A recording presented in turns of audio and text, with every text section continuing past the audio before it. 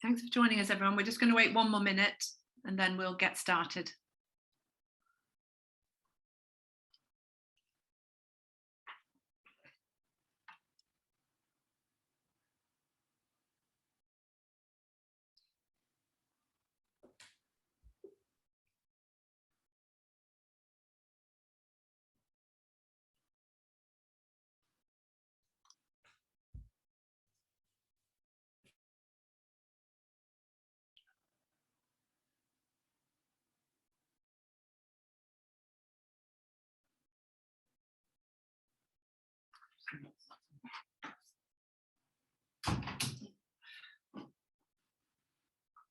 Sorry, too noisy.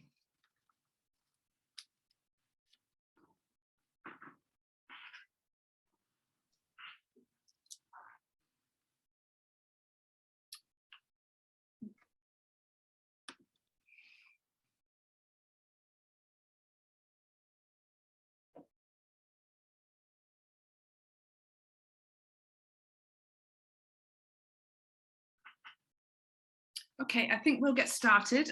Welcome everybody. Thanks for joining us today on this this webinar, which is on behind the scenes at the Sociological Review Monograph Series.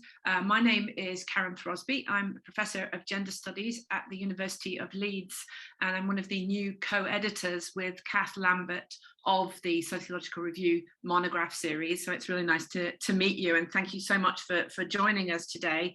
The session's going to last about an hour. We're going to, the panelists are going to talk for about 30 to 40 minutes, and then we'll open it up for questions.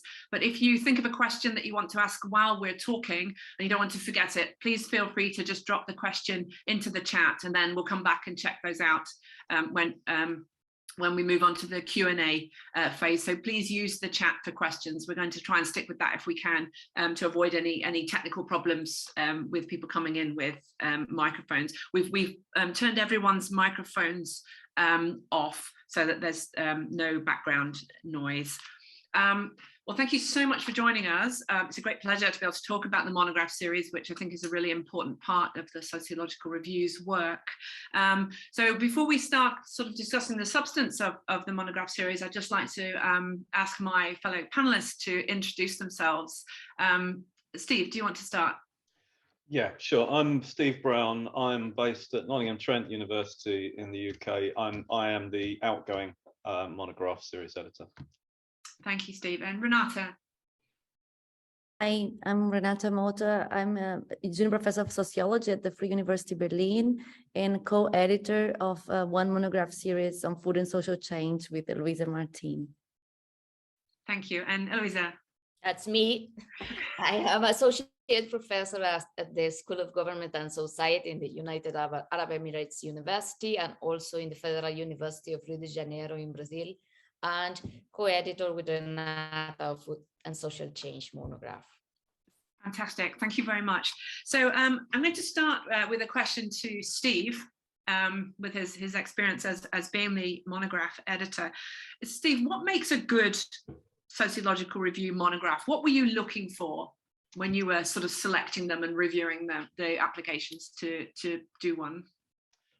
Thanks. I mean, just by way of a bit of context, I guess, to start with, the Monograph series has been running for quite a long time, I think, since 1958. So we've got quite a lot of pedigree, and there's quite a lot of previous monographs to get a sort of sense of the things that we've tended to publish over the years. So certainly one of the things we're always looking for is what develops the Monograph series that fits in with the pattern of things that we've published in the past, that also branches off in new directions and so on. We tend to publish 2 monographs a year, and during my tenure, I guess one of the things I was always looking for was 2 kinds of proposals. So one proposal would be one type of proposal would be one that offered a way of rethinking an established sociological topic, so that reconstructed or rethought something that was an established part of the sociological thinking in some way. So, for example, we had a collection on rethinking stigma, a number of years ago that fits into that. One of the monographs we have this year, After Progress, rethinking this very old sociological idea, fits into that too.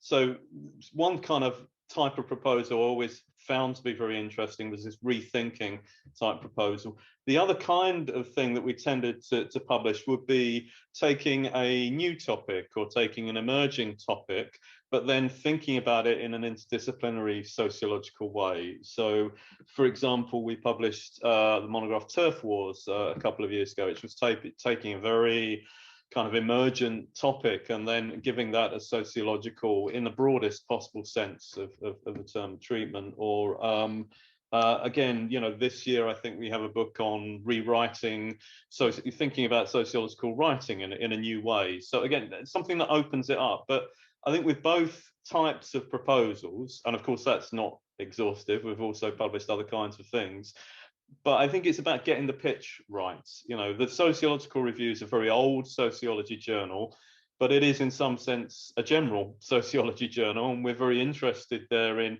pressing at the boundaries of what constitutes the sociological. So we're always looking for something that's not sort of drilling down and saying, let's apply this bit of sociological knowledge to topic X, you know. So we're not sort of that's sort of probably would fall best within the remit of other journals. So we're looking for something that kind of gets the pitch right between appealing to a broad sociological audience, but also pushing at the boundaries of what constitutes sociology, if that's not too much of a tall and a contradictory order to do both things at once. But it's something to do with the pitch of the topic. I think in more technical terms, we've always been looking for a mixture of different authors, and obviously Eloisa and Renata's particular edited collections are a really good example of that, where you have some very well established authors, you know, who have written some of the most authoritative work in the field, and then we have other authors who are emerging and early career academics, and then other authors who are perhaps, you know, coming from different directions at the topics. We'd always like a mix of different authors. Most of these monographs are about, you know, some are of the order of 12 papers, so within that 12 we will be looking for a mixture. And it's nice sometimes to see that reflected in the editorial team as well, you know, to have a mix of different kinds of authors. We would like to see some experience of doing editing, given it's a significant undertaking, but that can be just part of the mix of the editorial team.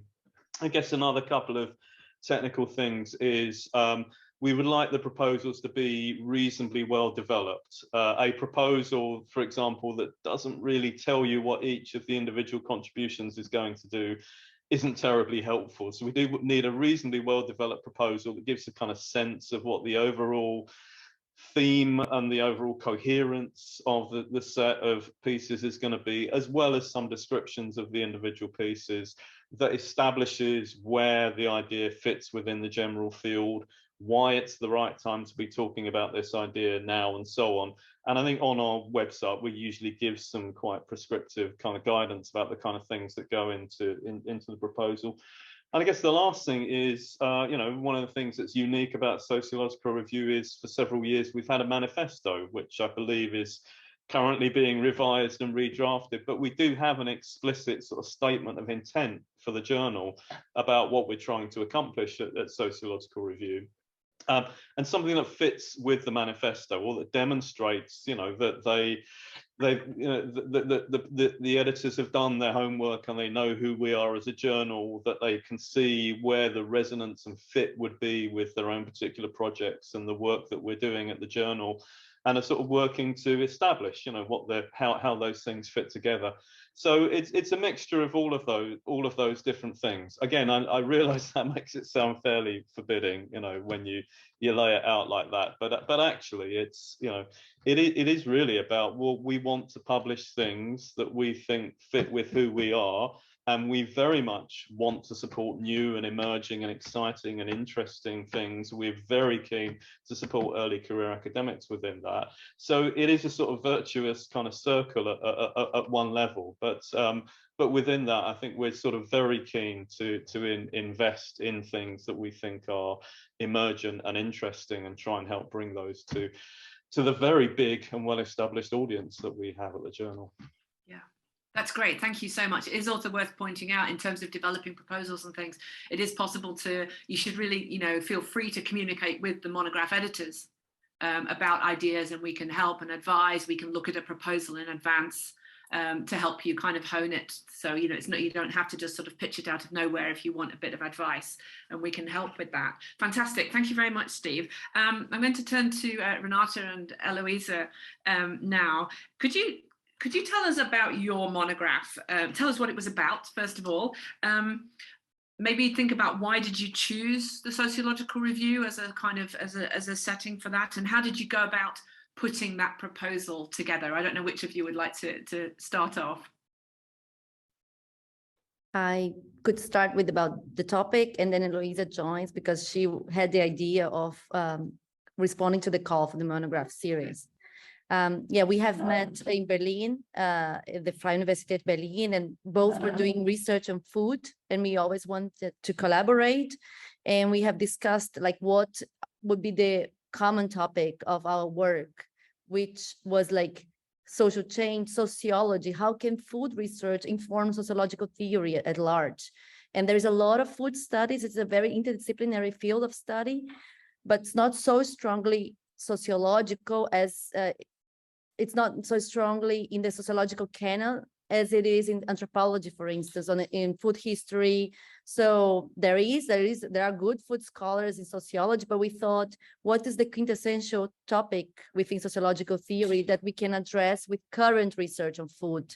And we came to the conclusion, like, let's talk about social change and food. And there is so many research being done that address this question in very different ways with different methods. Also, we are both very interested in the idea of building a global sociology, in the sense of we speak to the theory from different parts of the world with different perspectives, and there is no privileged empirical instance to talk to the universal. So to the center, now the subjects of sociological theory. So we had both these ideas of talking about a topic of sociological inquiry. My daughter is also participating here today, and doing it in a global sociological way. And I'm handing it to Eloisa. She had the idea of the monograph series. Thank you. Well, the idea of, when I received the call, I have to say that I read the Sociological Review, and I like the spirit and identity of the journal. So when you open the call for applications for monographs, I immediately thought that this is the space to bring together these discussions we have had. Basically because food studies is by definition interdisciplinary.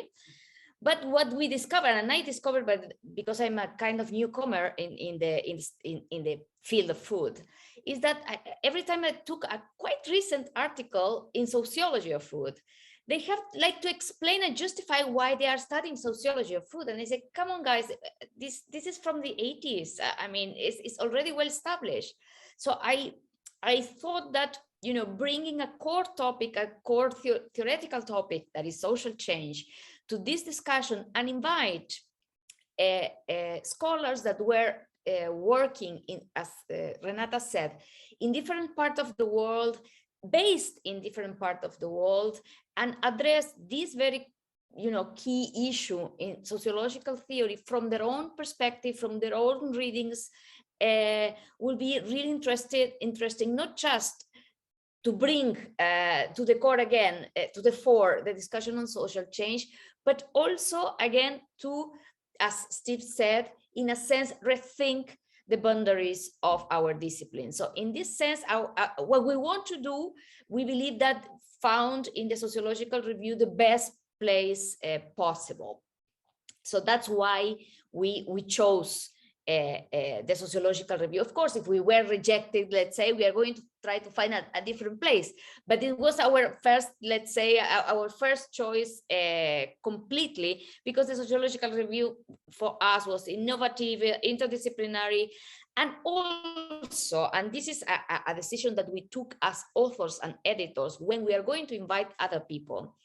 When we wrote the letters inviting colleagues to join the proposal was, first of all, this is a monograph that is both a book but also has a DOI. And this is a big issue when you do a collective volume, because in general, as editor of books, sometimes if it's just a book, people just send you not the best things that they have, because it's not, they don't have the same impact in the curriculums and so on and so forth, especially both for you know, early career researchers and the big names. So the issue that you counted also as a journal article was a big difference. And the other thing that is not minor was your social media work. So telling the authors, I mean, this is not just, you know, that you're going to have the article that is a chapter, but also a journal article, but your article is going to be disseminated. So you are going to have very good chances to reach visibility, to be cited, etc. And this is not minor. So this is from our side, let's say, this is also big differentials when you put together and you start to do the work of editor, because the work of editors, Steve knows about that, but the invited editors is a lot of work of chasing authors and you know, these kind of things. Regarding the proposal, in technical things, I mean, when we prepare the proposal, first of all, we looked at the sociological review and how our idea will fit into the conversation. So we check if there were other monographs that are related to ours and how ours will be different and gets into dialogue with these two. We look at other monographs on food in other journals, again, to see how it fits and how it's different and how we can, you know, bring something new, and as well to editorial, edited books. So we you know, create the relevance of our monograph, you know, in dialogue with these three kind of volumes. And also, and this, as Renata said earlier, our idea of having a monograph that is diverse in terms of career moment, in terms of geography, not just people of the global north researching the global south, but people of the global south researching elsewhere, and of course gender. So just to make, you know, to make our monograph as plural and diverse as possible. Yeah, that's great. Sorry, Karen.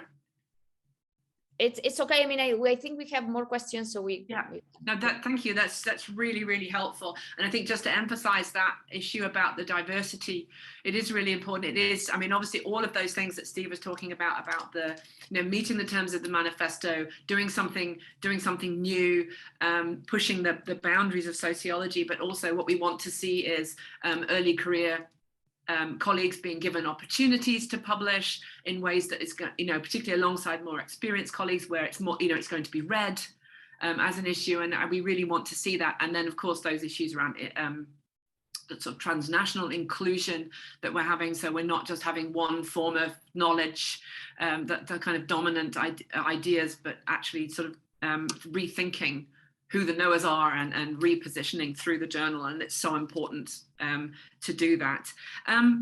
This is another question for Eloisa and Renata then, sort of building on that. What was the most challenging aspect for you of kind of preparing the sort of, you know, that there's a final point where you submit the whole thing to the journal, but what was the most challenging part of the process before you get to that glorious moment? Yes, it was really glorious. I have to say that. So it went. Now it's with Steve. I think that we have like three moments. The first moment was in 2019 when with Renata put the monograph together. So we put together the idea how we're going to, what we want to do with that, who invite, because we needed to keep the balance of this diversity we were talking about, but also, you know, keep the balance, as you said, we need like some big names to prestige the issue, because it's important. It's okay, this is this bunch of people getting together, but because at the same time, at the beginning, our idea was doing a seminar, so it will be very rich for everyone. And our first discussion, and I think this is useful for people that is thinking in preparing a monograph, is that sometimes the big names are kind of tricky. We were very lucky because we got some very established names that produce innovative, original research, or I mean, same research, but they produce an original article. In general, what happens when we invited some authors, they say, well, yes, but you know, I will just put something that I already have and I will make some kind of recycling. And I say, well, no, we need something new. Otherwise it's going to be rejected, and we don't want that. So at this particular period of the first stage, let's say, one thing was that finding some established scholars that are likely to contribute. Some of them, they say yes, and then in the second part of the process, they ghosted us. That happens. So we kind of overbook our monograph, knowing that this is going to happen. So we knew that 10 to 12 was a good number, but we have at least at the beginning like 14. And some names we didn't even put in the first proposal because we have a limit number of words. So we knew that we have some backup there just in case to reaccommodate because things happens. I mean, then we were very happy with Renata organizing a seminar. We started to think to organize a seminar here in the UAE, and we get the funds, and you know, everything was, you know, going great. And then we have COVID. And of course, the seminar in the UAE was canceled. Then Renata said, no, Berlin is more open, so we can make it here. But then it was not possible again. And in the process, of course, the authors were writing their papers and sending the draft for us. And indeed, the idea of the seminar was discussing the papers all together. And people were not very keen of doing that online because we were kind of, you know, overwhelmed. So the work of reading and commenting the editors was done by Renata and myself. We divided kind of the articles in our, let's say, areas of expertise. And then we meet again and we discuss, because we read everything, but let's say we put some more effort in like reviewing the articles and go back to the authors. In that second moment, of course, some people left. They say, okay, you are asking me to do too much work, so I don't want to do this much work, and it's okay. I mean, this happens in a regular issue that people get tired, but when you have a volume and you need a certain number of articles and certain number of authors that, you know, fulfill the deadlines, is kind of complicated. And in this sense, Steve was really patient with all of us, especially with me, because of course I think it was the very, very, very late. I mean, it was the worst of all. But I mean, this was during Corona times and all these crazy things happened. Also with Renata, and I got stuck in travel ban. Renata got stuck in travel ban. I mean, many things happen. I mean, it was not normal business as always at all. And then in the third, let's say, moment, when the articles went to the reviewers, we have also some issues with one author that we really wanted to publish, but he felt that the article was too critical and perhaps their founders are not going to like it. So he withdrew, but the article was in co-authorship. So the article was there, but you know, he withdrew, and it was a big loss for us because we wanted to have him in the list of authors. But I mean, it was a decision of him. Another author also withdrew because she get a big book contract. So she said, I don't want to do this. But I mean, these things are quite normal when you produce a volume in 2 years with COVID or without COVID. COVID was like, okay, the cherry on the top of our work. I don't know if Renata would like to tell something else about all these dynamics.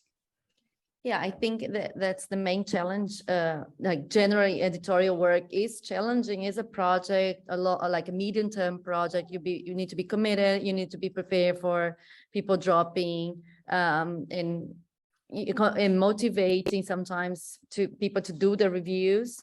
It was challenging also to find the reviewers sometimes, because of this silent, this invisible academic work. This peer review work is a part of the community, is part of, you know, giving to the community, and not everybody was overwhelmed in COVID time. I think this was particularly challenging in COVID because everybody was overwhelmed with COVID. It was nice that we managed. There was a moment in the European summer where COVID receded, and Eloise and I could meet personally. And I think to write together, to look at the papers, and on paper we printed each paper and read together and sat together for some days of work, and that was a privilege to be able to do that and not just everything online. So we did have time for that, and I think this is not always the case now. So this is an important thing to plan and have time for meeting and for thinking together, and we had that. It was not just on distance. That was great. And yes, I think you said pretty much everything, Eloise. Yeah, as you say, I think so many of these things are just, they're part of editing anything, aren't they? That where, you know, life happens, and COVID was like an extraordinary bit of life, but people have illnesses and, you know, different pressures that make this kind of work difficult. I have to say as well, from a kind of editor point of view, I think this idea of actually meeting physically or even online, I guess, but for all the authors to discuss the papers is a really good one, because it does help with the coherence and the connections and so on. Plus, it's really, really interesting, and it's a nice part of the work. So I think it's a shame that didn't come off in the way that you'd intended, because it is a really good way to work. Steve, from your point of view as editor, what do you think the biggest challenges are? Yeah, I mean, just to first of all just add to what you were all saying there. I mean, yeah, editing is really challenging, and things will go wrong, and, you know, losing authors and losing papers is just an expected part of the process. I think pretty much all the monographs have lost maybe one of the papers at some point, you know, because people get ill or they have other responsibilities, or, you know, whatever it is. But yeah, and COVID sort of turned the dial up to 11 really on that, and I'm you know, it's to Eloisa and Renata's credit that they managed to deliver despite all of the ups and downs of all of that. So it did amazingly well to kind of manage all of that, and I would agree that meeting physically, and ideally meeting physically with your authors if at all possible, is a really good idea. I mean, we have some things that we've published that have come out of some of the seminar series that we've funded, for example, which is always nice, you know, to have that kind of, you know, it's not necessary, but it's sometimes nice where we can see we've invested in a particular kind of body of thinking and authors over a long period of time. And I think certainly having that sense of a live dialogue going on between authors is really important. In terms, I guess, of what the challenges are, unlike the sort of regular issues of the journal, and just to stress, you know, that it's the peculiarity and uniqueness of the monograph series that it is both a standalone book and it is a issue of the journal, you know, so it has both of the ISNs, which is obviously very attractive to authors. But we tend to use the same slots each year for the monographs. That's usually slot 2 and slot 4, March and July is when the monographs are scheduled. So unlike a regular paper where we can keep that paper in the review process for as long as it's needed to get it to where it needs to be, the kind of deadlines are quite fixed on the monograph, and that creates kind of pinch points throughout the whole process. So it really is important to keep things on track in terms of the review process. I mean, for me, usually one of the most interesting points is where you first see all of the papers together. And our process is usually that the guest editors, so in this case, Eloisa and Renata, would handle a first set of revisions amongst the authors. and then they'd all come to me and to some external reviewers to do a second set of reviews. And it's at that point you sort of finally see everything, you know, and, you know, as someone who's coming cold to the process, external to the process, almost inevitably you can see kind of things that the guest editors haven't been able to because they've been so close up against these papers, and you can take a sort of view on the overall consistency and coherency of the papers, what papers might speak to other papers, say something about the ordering of the papers, which papers in my view require more developmental work than other papers, and so on. So at that point in the process is really very interesting, but it can, you know, that's quite a significant moment. And as editor, I always reviewed the whole thing as well as the external reviewers, and then tried to pull everything together so we get this kind of synoptic set of reviews where you don't have, well, this reviewer says that, but this reviewer says that, and they're somehow in, oh, hello, somehow in opposition to each other. So we try to kind of synthesize all the reviews, so there's a kind of clear to-do list for each of the papers. But I guess part of that issue is, you know, we spoke quite a bit about the diversity that we're really keen on encouraging, you know, a diversity of career points, a diversity of gender, a diversity, you know, of ethnicity, of international voices, you know. But almost inevitably, that diversity means people are coming from different kinds of traditions of publishing, different disciplinary and also different national traditions of publishing. And we're looking to try and get that consistency to fit with the voice of the journal. And that creates some challenges and means that, you know, in some cases, there's some quite extensive feedback needed to some papers, because they do require what we would see as quite a lot of developmental work in order to sort of, you know, fit with the sort of publishing criteria that we have. And all of that happens at one of those pinch points. The other pinch point is when we get close to production. And, you know, because, you know, at that point when we're sort of negotiating if there are third sets of revisions that are required at that point, we're dealing with sort of technical issues like copyright issues and so on, image clearances. So suddenly you have this whole new range of issues that come towards the end of the process. And because our production sort of turnaround is relatively brisk, suddenly there are a whole range of stakeholders who come into the picture, you know, all ranging from, you know, copyright clearers to, you know, our editorial colleagues over at Sage, and that part of the process again can become a bit tricksy.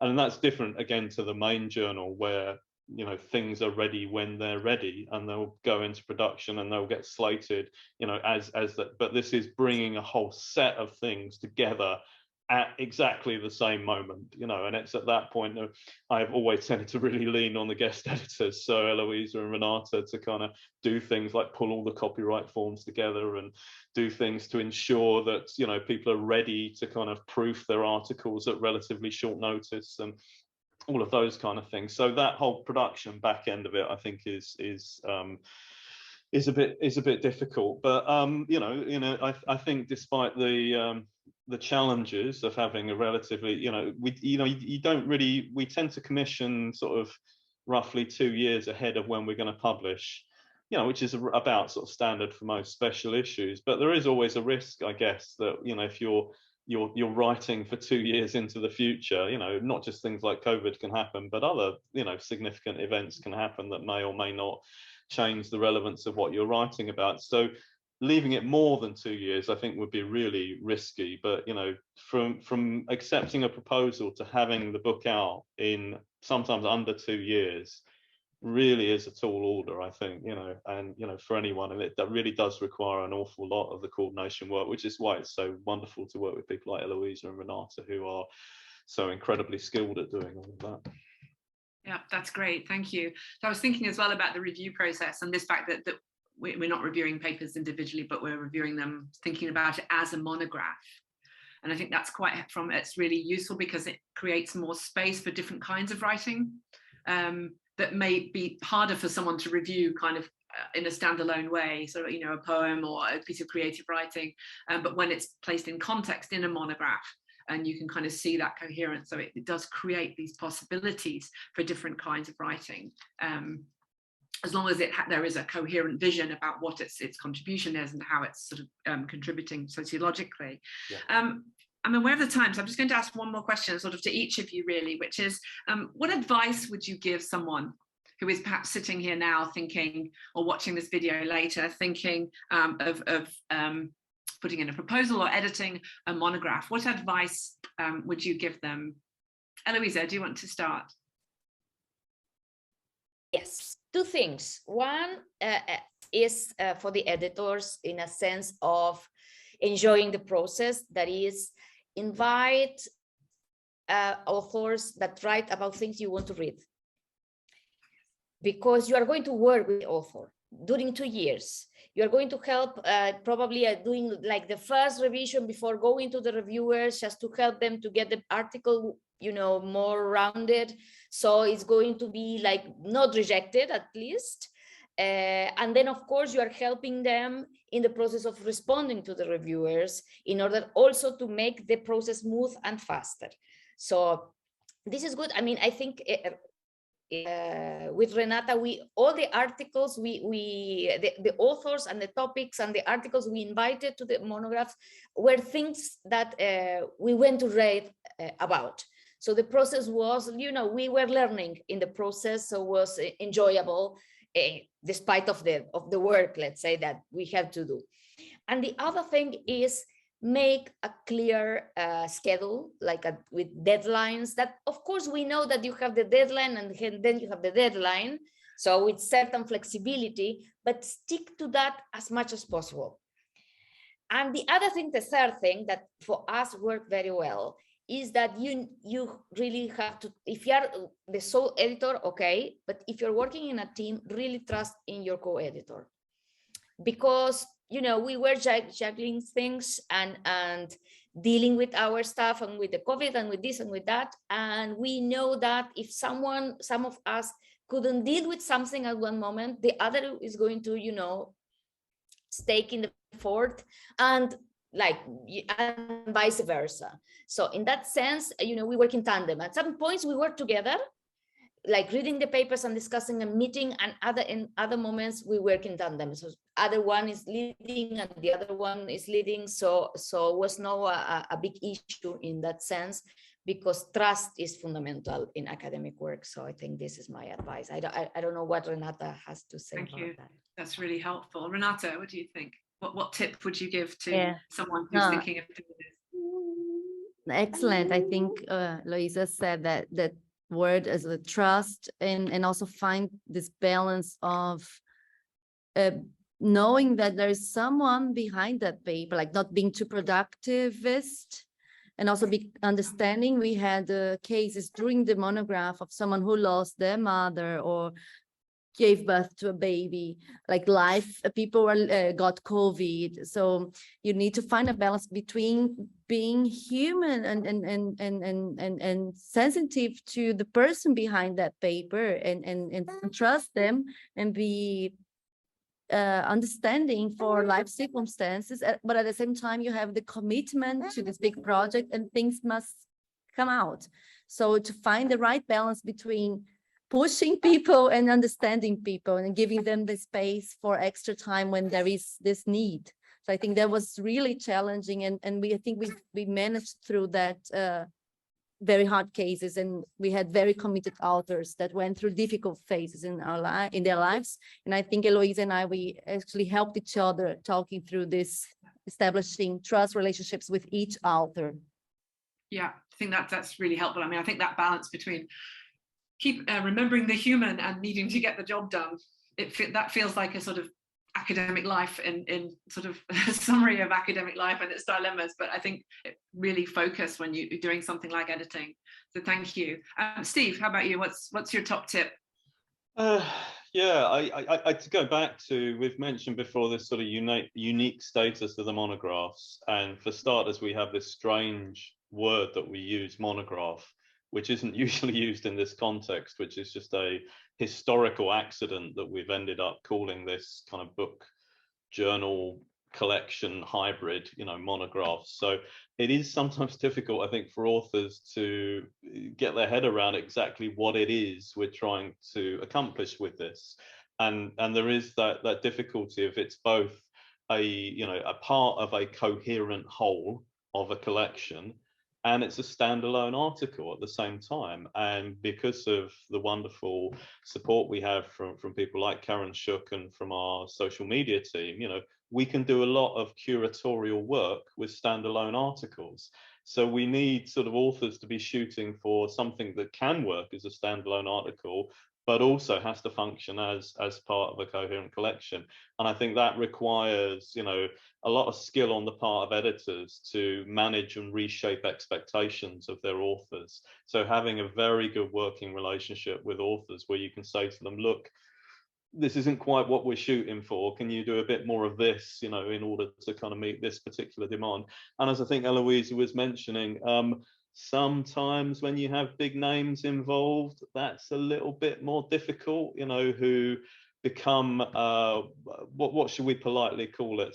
There is a tendency amongst senior academics to become uneditable in a certain sense, and that I think, I'm not saying it was necessarily a challenge with this volume, but certainly in other monographs, we have encountered that problem. So that ability really to build a good working relationship with authors, I think is critical. Yeah, thank you very much. And I guess I'd just like to sort of go back to what Eloisa sort of said at the beginning of that segment, which is really about the pleasures of it as well, that to do something, to meet interesting people and write about something interesting, to work together and produce this unusual output, I think is a real opportunity as well. And I know, as from my editorial point of view, is reading them and looking at them and learning about them is kind of one of the real pleasures of this kind of work as well. And I think it's important to keep that in sight as another, in what's often very stressful jobs that we have. There is pleasure in there as well, that we can get from working with this wide range of people. So thank you so much, all of you, for your input. What I'd like to do now is just open it up to the floor. If anybody, sorry, I'm just moving things around my screen. If anybody has any questions that you'd like to ask, if you could type it into the chat for any of us, so specifically or generally, if you type it into the chat, and then we can respond to those.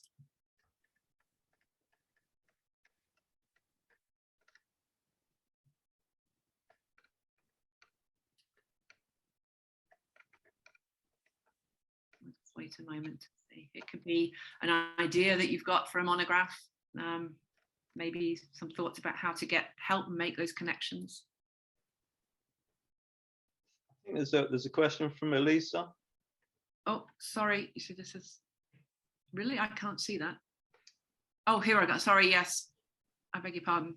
Terrible chairing and online management on my part. I'm just going to read it out so that in case there's some people who can't see the text. So Elisa says, thank you for an engrossing conversation. Found it very striking when Professor Steve talked about accepting monographs that challenge established sociological thought. I'm interested to know about the thought process that goes into assessing the substantiality of such monographs. Steve. Well, I should say, in terms of our review process, we usually review the proposals amongst board members. So we have, our board is fantastic. I do think a lot of effort has gone into establishing a board that really is starting to resemble some of the diversity of sociology. So we can draw on an awful lot of expertise from our board. So we tend to have a number of people from the board review the proposals, and almost inevitably in all of these, you get some divergence in opinion. But I have to say, pretty much each time in the commissioning process, the kind of front runners start to emerge, so there is a high degree of consensus. And I think the things that often work are that, if you can get several different reviewers to see the merits in your proposal, it kind of usually means you've kind of pitched it at the right level, where you've got the sort of balance between the technical details and the big pitch, right?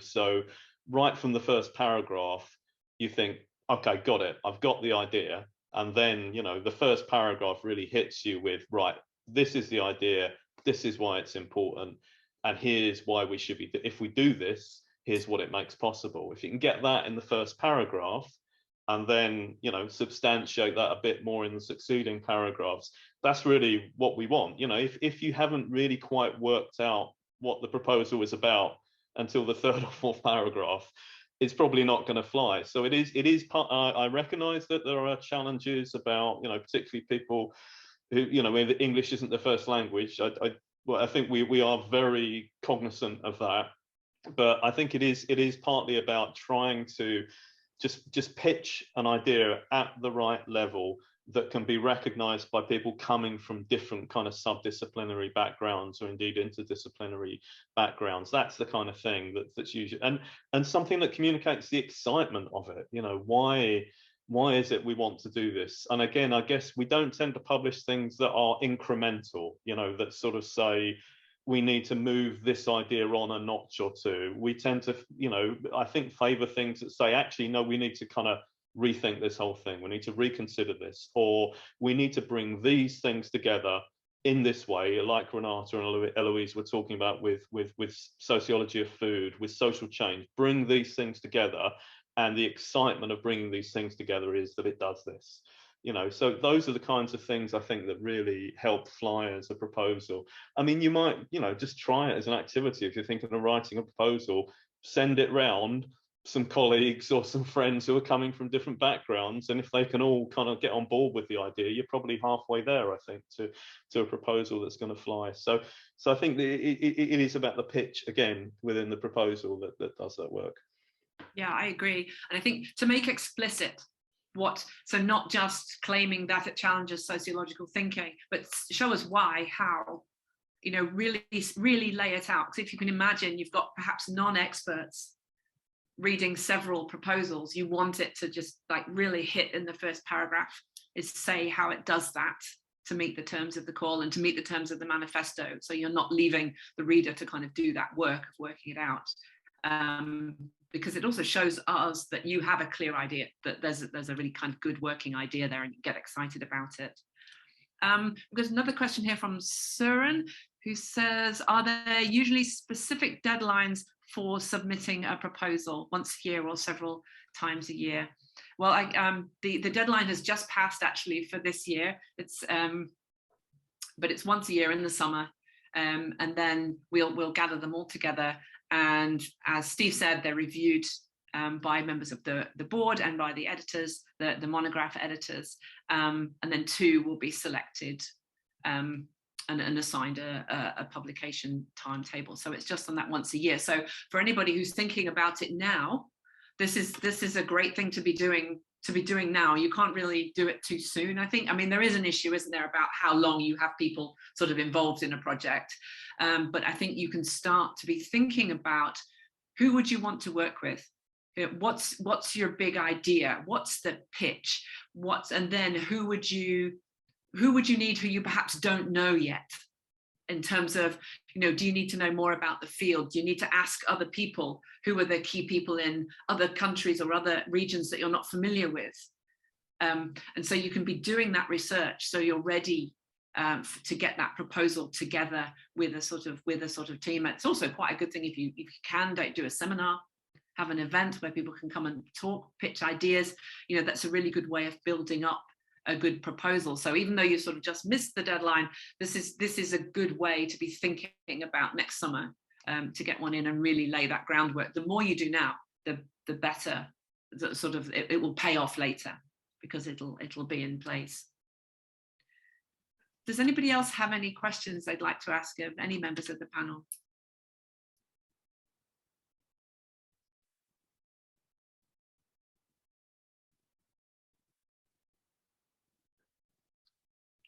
Are there any that I've missed? I don't think there are.